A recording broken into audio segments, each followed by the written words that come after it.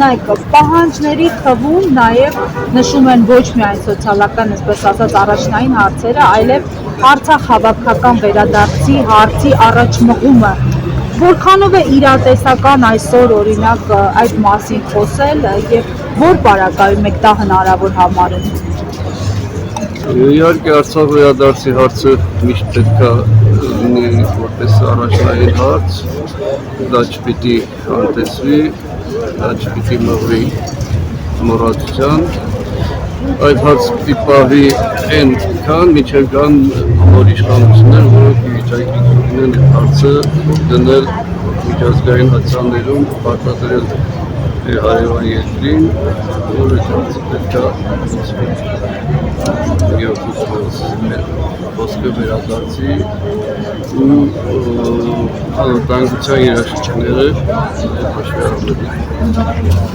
Եվ պարոն Սարգսյան, դուք որտեղից եք տեղահանվել, արդյոք այստեղ աշխատում եք թե ոչ, արդյոք անձնագիր փոխել եք թե ոչ, կապակցված խնդիրներ են դրա համար միասին հարցրու։ Ես ինքս Ստեփանակերտի բնակիչ եմ, Բեռնի տեղահանվել եմ սեպտեմբերյան իրադարձությունից հետո։ Որտեղից։ Ստեփանակերտից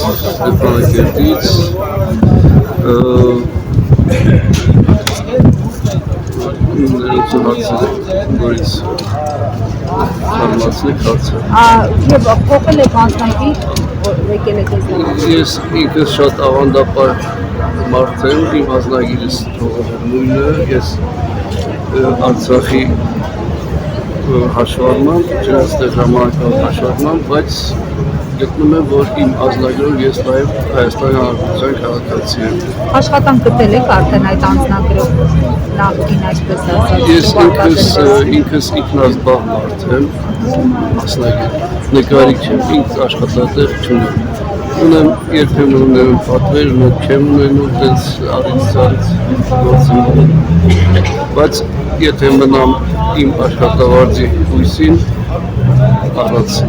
հիսունների ես չեմ պատկերացնում, որ պիտի գոյատևեմ։ Որովհետև վարձակալության հիմունքներով եք ապրում, հա։ Որովհետև ապրում եմ վարձով, ընտանիքով, 4 հոգով մի սենյակի մեջ։ Ինքնուրույնս սուղ պայմաններով, սուղ միջոցներով նվազ պայմաններով։